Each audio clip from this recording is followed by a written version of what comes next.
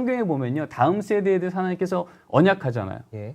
그럴 때마다 단 한 번도 다음 세대랑 딜한 적이 없으세요. 늘 하나님은 부모 세대에게 명령하셨어요. 그리고 그 말씀을 들은 부모 세대가 그 말대로 순종하면 그 언약이 간증됐고요. 순종 안 하면 그 말씀은 그들에게 나중에 하나님께 혼나게 될 기준이 되는 거예요. 종교개혁 때요, 마틴 루터가 무슨 얘기를 했냐면 부모는 가정의 설교자입니다 이런 말을 했어요. 그 말은 가정예배를 전제로 한다는 겁니다. 그리고 또 한 가지 한 얘기는 좀 과격한데요. 특별히 가정예배를 잘 지키는 부모는 영광을 받을 것이요, 그거를 게을리하는 부모는 저주를 받을 것이라. 저는 이런 말들을 좀 기억하면 좋을 것 같아요. 그러니까 자녀 핑계 대지 말라는 얘기예요. 늘 얘기하는 건 부모한테 하셨던 말씀이지 자녀 핑계 댄 적이 없어요. 그리고 에베소서 6장 4절 말씀 보세요. 자녀를 노엽게 하지 말며 주의 교훈과 훈계로 영육하라. 주의 교훈과 훈계로 영육하라. 말씀과 기도 가르치라 이 말이에요. 근데 이 말을요, 교회학교 선생님한테 먼저 주셨습니까? 부모님한테 먼저 주셨습니까? 근데 우리 자녀한테 성경 가르치는 일, 기도 가르치는 일 누구한테 맡겨요? 성경은 내 자녀를 노엽게 하지 말며 주의 교훈과 훈계로 영육하라. 이거 부모한테 한 말이에요. 그리고 영적 부모인 교회학교 선생님이 내게 맡긴 그 자리에서 영적 부모로 그 주의 교훈과 훈계를 가르치는 게 맞죠. 그러나 영적 부모 이전에 육적인 부모이자 영적 부모 모두를 책임 맡은 부모 세대가 가정 안에서 내 자녀를 노엽게 하지 말며, 일단 노엽고 시작한다고요. 예.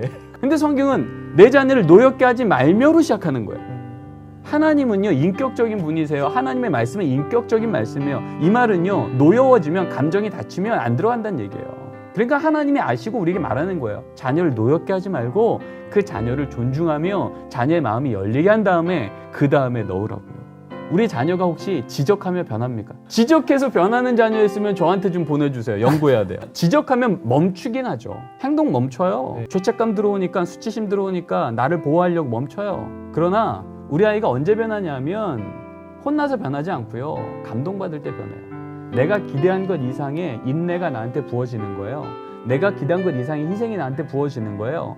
내가 기대한 것 이상의 사랑이 나한테 부어진 거, 그걸 경험하면 감동받아요. 그러니까 그렇게 한 그 대상한테 나는요, 이제는요, 신뢰를 주고요, 그 입에서 나오는 말은요, 내가 따라갈 수 있는 힘이 생기는 거예요. 십자가가 왜 능력이에요? 내가 생각한 것 이상의 사랑과 인내와 희생이 부어진 거예요. 그러니까 그 십자가 앞에서 다 변하는 거예요. 우리 부모도 다 그래서 변했어요. 하나님 아버지가 날 그렇게 변화시켰으면 나도 내 자녀 그렇게 변화시켜야죠.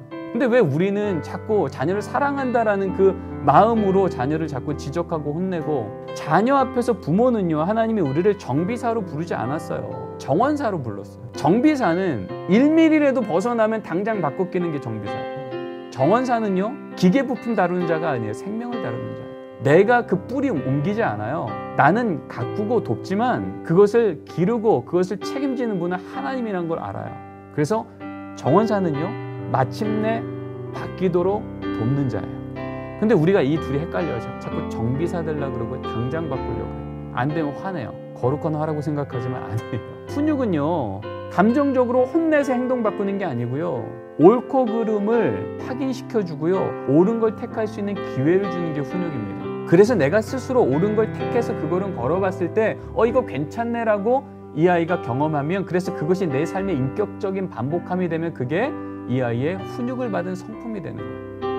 근데 지적해서 변해요? 그건 성품 아니에요. 그럼 그거는 멈춤이라고요. 저는 그 수고를 감당해내는 그 걸음이 결국은 하나님께서 우리를 통해 일하시는 하나님의 감동이 흘러가는 통로가 된다고 생각합니다.